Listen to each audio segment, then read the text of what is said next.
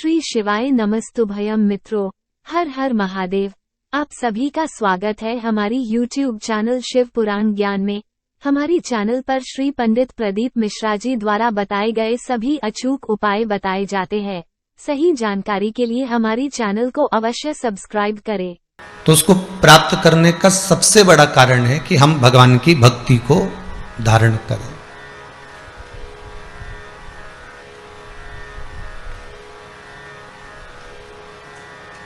साबुन का रेपर, साबुन पर जो कागज लिपटा होता है वो कभी मेल साफ नहीं करता। करता है क्या? नहीं।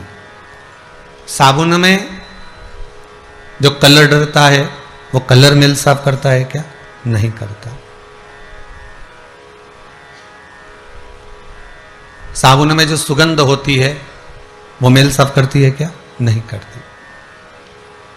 साबुन का ना रेपर मेल साफ करेगा, ना उसकी सुगंध मेल साफ करेगी और ना उसका कलर मेल साफ करेगा।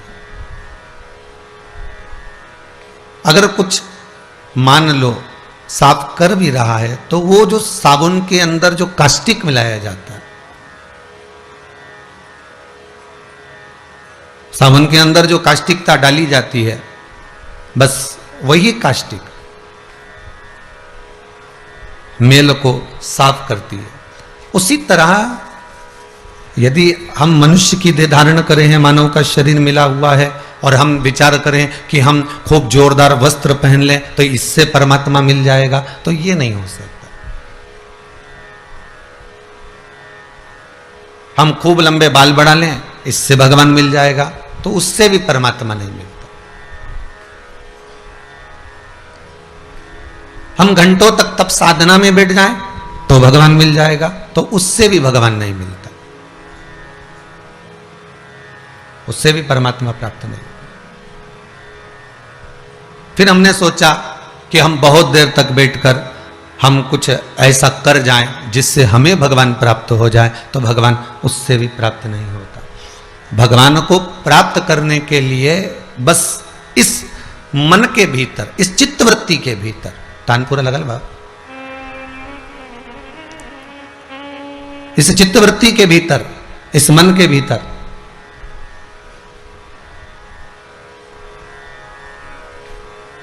हमें केवल एक निर्मल मन से, निर्मल चित्त से, निर्मल भक्ति से हमें भगवान को पुकारना। और जिस समय हम निर्मल मन से, निर्मल चित्त से, निर्मल भक्ति से उस परमात्मा को पुकारते हैं, हम भगवान को अगर बुलाते हैं तो परमात्मा हमारे सम्मुख में खड़ा मिलता। यह नहीं है कि मंदराचल पर्वत को छोड़ दिया गया। कई लोगों की आदत रहती है, एक आसन पर पाठ पूजन कर ली, फिर वो आसन उठाकर 2-4 साल, 2-3 महीने, 3 महीने फिर आसन चेंज कर लिया। कितना सुंदर संवाद शिव महापुराण में कहा, जिस मंदराचल पर्वत पर शेषनाग भगवान ने तप साधना करी है, वही मंदराचल पर्वत ले जाकर समुद्र मंथन में प्रयोग में लिया गया। बहुत सुंदर बात है, ध्यान रखिएगा। मंत्र, माला, आसन, 3 चीजें सभी लोग स्मरण करेंगे जितने आस्था पर सुन रहे हैं, जितने मोबाइल पर कथा सुन रहे हो। 3 चीजें हैं। मंत्र, बोलते जाओ। पहला मंत्र, दूसरे नंबर पर है माला और तीसरे नंबर पर है आसन, जिस पर हम बैठते हैं। मंत्र बार बार नहीं बदलना चाहिए, माला बार बार नहीं बदलना चाहिए और आसन बार बार नहीं बदलना चाहिए। आसन भी नहीं बदला जाता। जिस आसन पर बैठ के आप घर में पूजन करते हो ना, कोई के यहाँ लाल कलर का होगा, किसी के यहाँ कुस्सा का होगा, किसी के यहाँ कोई ने हाथ से भी बनाया होगा, ऊन का, आदि का आदि। ये सब अपने अपने भाव हैं। आपने जिस आसन को अपने पास में रख रखा हो, बस निवेदन इतना है कि आसन बार बार नहीं बदलना है। वो जो आसन तुम रोज बिछाती हो वही आसन बिछाओ।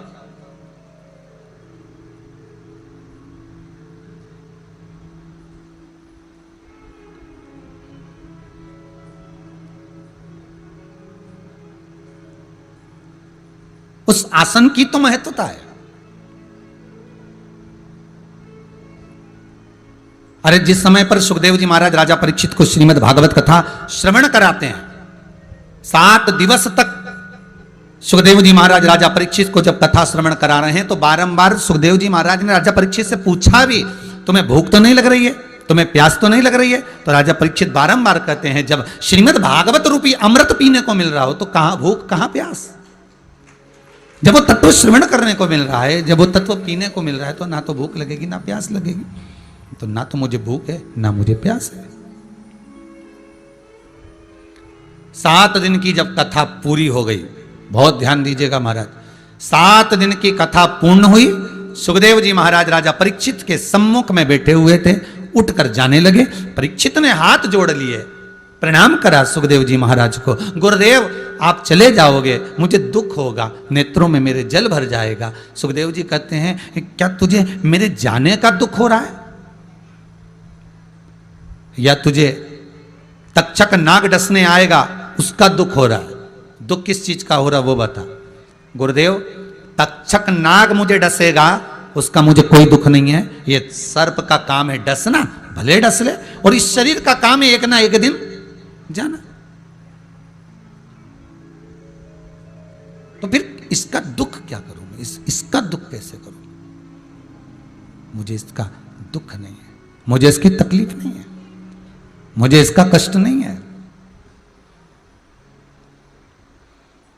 दुख तो केवल एक है, जिस आसन पर बैठकर गुरुजी मुझे 7 दिवस तक श्रीमद् भागवत कथा श्रवण करा रहे थे, जब वो गुरु मुझसे बिछुड़ जाएगा, वो आसन लेकर गुरु चले जाएगा, उस आसन में कितना बल होता है, उस आसन का कितना बल है।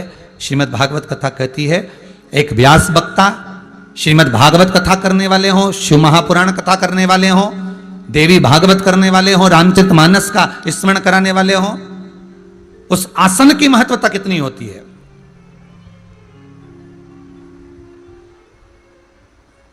कि जब वो आसन चला जाएगा, वो आसन जब उठ जाएगा, मेरा गुरु मुझसे बिछुड़ कर चला जाएगा, फिर इस जीवन से फिर कुछ रस तत्व रहा ही नहीं है, सब कुछ चला गया, समझ, सब कुछ समाप्त हो गया।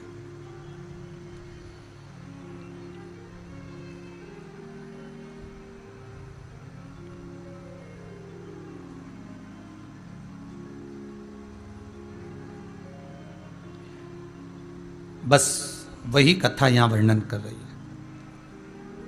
आसन की बड़ी मूलता है।